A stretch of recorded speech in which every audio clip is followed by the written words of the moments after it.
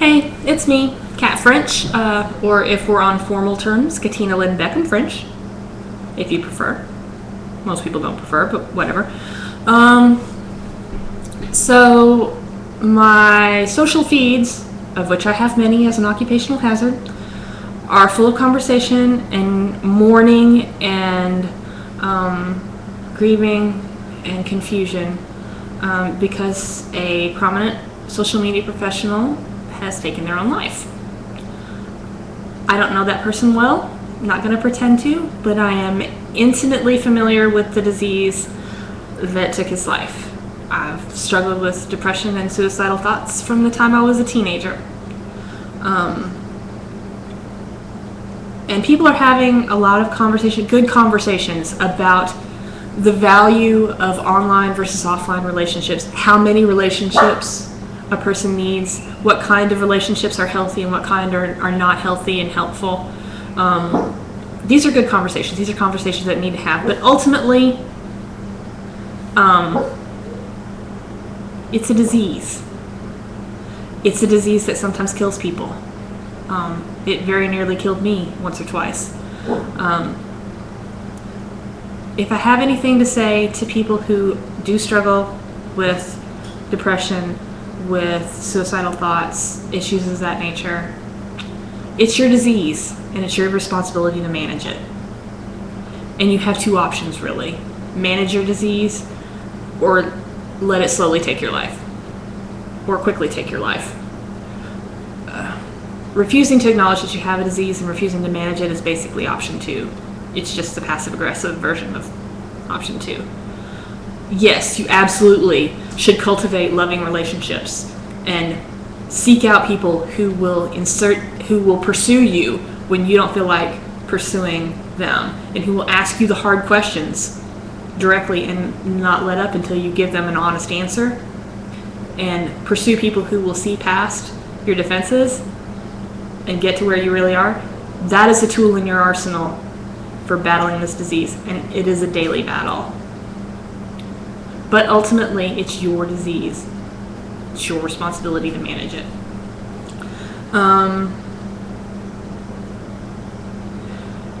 As far as, I'd like to speak to some of my friends in the social media community who've never had to deal with this, who are completely baffled. A few months ago, I wrote about my experiences with depression, and one of my dearest real-world childhood friends, this is a person that I would consider my best friend for most of my childhood, sent me a message that I had no idea. You always seem so happy. And that's the thing. People who have depression can seem very happy. It's not like we walk around with the Charlie Chaplin sad face on all the time. We're very good at covering our disease. We're very good at putting on a happy face and putting on a good front. We're very good at pretense. Unfortunately, sometimes the pretense becomes a layer of the disease. I'm not a psychiatrist. I'm not a psychologist. I'm not a counselor. I'm a person who has a disease and has been managing it for a long time. Yes, you're surprised. Yes, you're baffled. Yes, it seemed like it came out of nowhere, because typically people that suffer from depression are really good at hiding it and not letting you know where they're really at.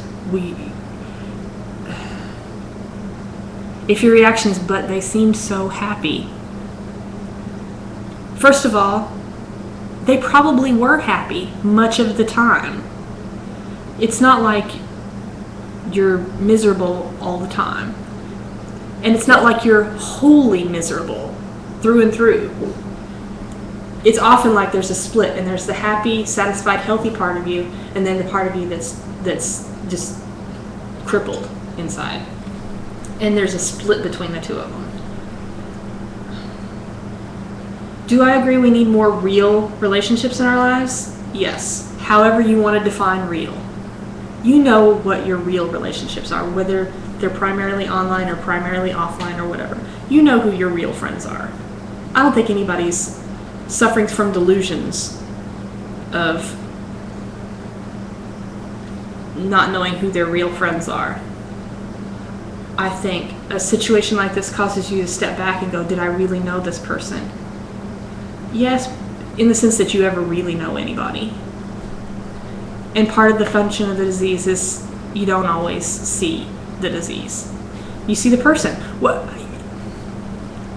If you're baffled right now, it's because you saw the person, not the disease. And because they did a really good job of hiding it from you. It's not that your relationship with that person wasn't real. Yes, we should pursue real relationships. But on the other side of it, and as a person who doesn't struggle with depression or suicidal thoughts, yes, you should absolutely pursue real, authentic, intimate friendships and relationships and community. That is absolutely something that is worthwhile and absolutely something you should pour your heart into. And if you find that trying to manage 50,000 shallow relationships is impeding your ability to do that, absolutely. It's a healthy thing to do to cull those relationships. But the problem, you cannot pursue a person that is pretending. The side of this that I don't see being discussed is, and that I want to contribute to the conversation, is the responsibility on the person who's sick to stop pretending that they're okay. Stop pretending that they don't have a disease to manage. Stop pretending that everything's all right. To be authentic and real and honest and let people know where you're at. Because people can pursue you all they want. If you don't let them past the pretense, they can't help. And you need help. Because it's a disease that's really hard to fight alone. I don't know if it's even possible to fight it alone. This video is getting extremely long. It's almost 7 minutes now. This is probably my 10th or 15th take because it's not a subject matter that's easy to talk about. But I really wanted to say, if you're surprised and shocked, yes. Don't be surprised that you're surprised. It's part of it. It's part of how the disease presents itself. If you're struggling with the disease, keep struggling, keep fighting. It's your responsibility. Nobody's going to come and rescue you from your disease. But absolutely don't isolate yourself. Pursue those authentic, real relationships. And if you have a good friend and this happens, don't start questioning whether that friendship was real. It was as real as you thought it was.